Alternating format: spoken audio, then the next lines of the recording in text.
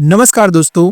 आज हम एक ऐसे देश में जी रहे हैं जिसका अगर आप इतिहास ना देखो तो आपको मालूम भी नहीं चलेगा कि हमारे देश में अंग्रेजों ने 300 साल तक राज किया था और सोने की चिड़िया कहे जाने वाले भारत को कंगाल बनाकर रख दिया था। यह तो हम पहले से ही जानते थे कि ब्रिटिश राज से पहले हमारा भारत देश सोने की चिड़िया हुआ करता था, लेकिन अंग्रेजों ने मिलकर हमारे देश को आर्थिक रूप से काफी कमजोर बना दिया था।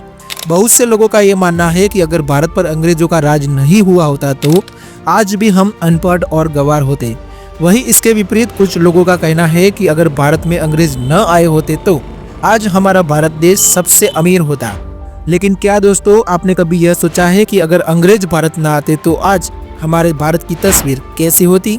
इसलिए इस विषय पर हम बात करने वाले हैं, तो बने रहिए इस वीडियो में हमारे साथ। क्या आप जानते हैं, भारत पर सिर्फ अंग्रेजों ने ही नहीं बल्कि मुगलों ने भी राज किया था और अंग्रेजों ने 200 सालों तक राज किया, जबकि मुगलों ने हमारे देश पर 400 सालों तक राज किया था। तो फिर कुछ लोग सोचेंगे कि हम सिर्फ अंग्रेजों की ही बात क्यों करते हैं। ऐसा इसलिए क्योंकि मुगलों ने 400 सालों में भारत को इतना नहीं लूटा जितना अंग्रेजों ने 200 सालों में लूट लिया। शुरुआत में अंग्रेजों का भारत आने का मकसद सिर्फ व्यापार करने का था, लेकिन जब उन्होंने देखा कि भारत तो सोने की चिड़िया है, तब उनके मन बदल गए और वो भारत पर शासन करने की सोचने लगे। अब उनकी किस्मत तो देखो, अपने इस मकसद में वो सफल भी हो गए।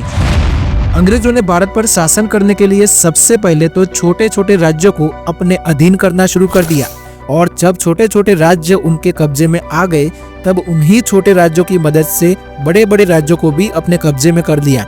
इसी प्रकार अंग्रेज भारत पर शासन करने में कामयाब रहे। जब अंग्रेजों ने भारत पर कब्जा कर लिया तब उनकी सीधी नजर भारत की कृषि व्यवस्था पर पड़ी और उन्होंने भारत की कृषि व्यवस्था को कमजोर करना चालू कर दिया। अब भारत की परंपरागत फसल की जगह तंबाकू, कपास, तिल, चाय इत्यादि उगने लगे थे। लेकिन आखिर इन फसलों को क्यों उगाया जाता था? क्योंकि इन फसलों से अंग्रेजों को इंटरनेशनल मार्केट से बहुत ज्यादा मुनाफा होता था। अंग्रेजों ने जमींदारों से उनकी जमीन छीन ली और उन जमीनों के लिए नए जमींदार बनाए ताकि वो जमींदार उनके हर हुक्म का पालन करे। लगान की दर में बढ़ोतरी कर दी गई, जिससे पहले से डूबे हुए किसानों की हालत और भी ज्यादा खराब हो गई। दोस्तों, अगर अंग्रेज भारत में नहीं आए होते तो भारत देश कृषि क्षेत्र में सबसे ऊपर होता। अंग्रेजों ने भारत के कपड़ा व्यवसाय को पूरी तरह से खत्म कर दिया। अंग्रेज कपड़ा बनाने के लिए भारत से कच्चा माल सस्ते में खरीदते थे। अब उस कच्चे माल को वो इंग्लैंड में तैयार करवाते थे और उसी माल को तैयार करके वो भारत में ही ज्यादा दामों पर बेचते थे।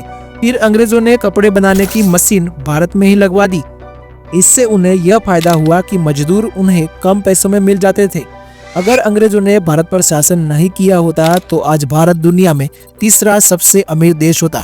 अगर भारत में अंग्रेज नहीं आते तो दूसरे विश्व युद्ध में भारत का एक भी आदमी नहीं मारा जाता, क्योंकि भारत हमेशा से ही शांतिपूर्ण देश रहा है।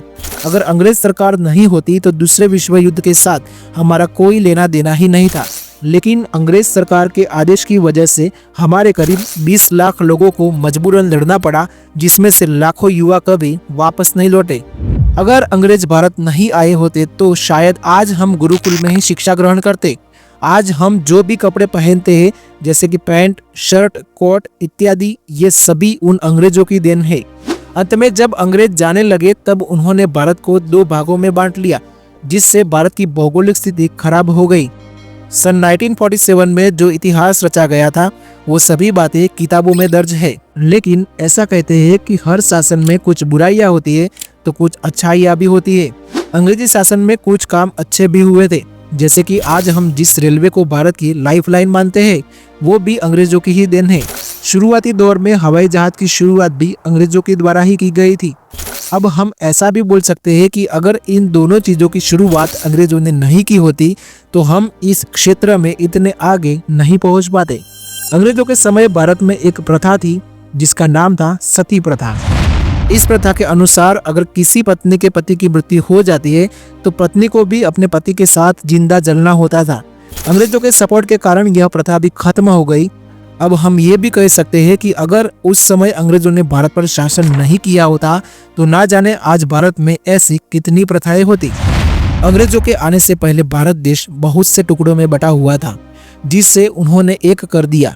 अगर अंग्रेज नहीं आए होते तो शायद हिंदुस्तान बहुत से टुकड़ों में बटा हुआ होता। वर्ष 1860 से पहले भारत में राजाशाही थी, लेकिन अंग्रेजों ने भारत में संसदीय चुनाव पेश किए और ऐसा पहली बार हुआ जब लोग वोट कर सकते थे। तो दोस्तों, आज के इस वीडियो में बस इतना ही। इस वीडियो के बारे में आपकी क्या राय है? अगर अंग्रेज भारत नहीं आए होते तो कैसा होता भारत? कमेंट करके जरूर बताइएगा।